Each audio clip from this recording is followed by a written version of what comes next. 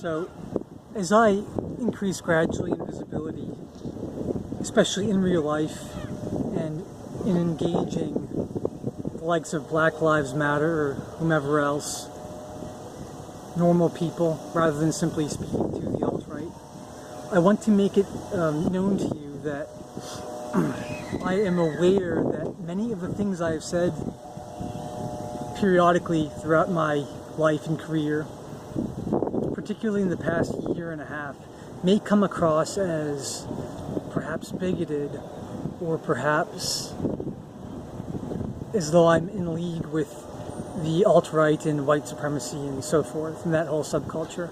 I want to explain that some of the rhetoric that you may have observed me employing is because I am fundamentally trying to speak to everybody. So just as you may hear me use lingo which gels with BLM norms or whatever, when I'm speaking within the frame of the alt-right to the alt-right, you will hear me say things that sound perhaps vaguely aesthetically fascist or vaguely, I like to call it Blut und Eisen, blood and iron. And a lot of it's tongue-in-cheek also, to be honest. A lot of it's, nihilistic humor. Ultimately, it's because I'm trying to reach both ends. And my plan was, and I suppose still is, to find a few percent of the alt-right, a small percent, and elevate and enrich them, and bring them more toward a universal critique of the war on racism, which is my whole shtick. And I'd like to remind you again that I feel deeply for the downtrodden of this world. So Black Lives Matter, I'm fundamentally down with that.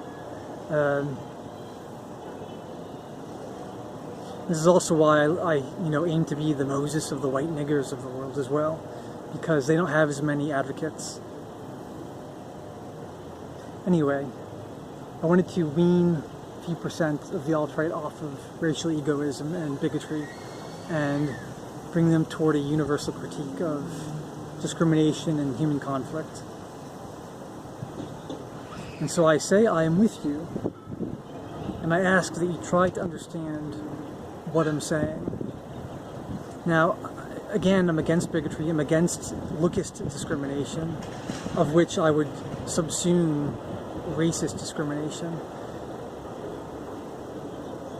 That said, I understand that, again, my whole shtick is that we must not presuppose that we're all the same blank slates, lest we penalize human beings, individuals, and prevent them from manifesting their true potential, such as due to affirmative action and other collateral damage wrought by the war on racism.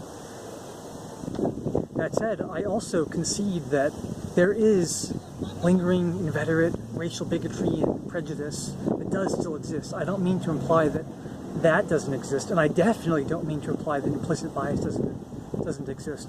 However, I would argue that a lot of these WASPy, and also I suppose a lot of Jewish white people, perhaps the ones who are most loudly supporting things like Black Lives Matter and the war on racism, are the ones with the actual blood on their hands, and they're the ones who are actually still racist. A la NIMBYism, not in my backyard. So that still exists. And so the war on racism, I realize that there's unfinished work. Don't get me wrong. However, there's many constraints on people's cognitive resources and their thought time and so forth that makes discrimination sometimes rather expedient. So I ask that you allow me a little bit of freedom and give me a little bit of your goodwill while I apply the brake gently. I'm ending the war on racism. I'm not going to snap my fingers and then boom, stuff like affirmative action is all gone. Rather, I'm a part of the puzzle. I'm applying the brake gently so that when the time comes when we all agree, and I want you to agree, I want to find common ground with you, then we'll have a universal society. There won't be strife. There'll be good stuff in the world. Have a good day. Enjoy this lovely weather. Bye.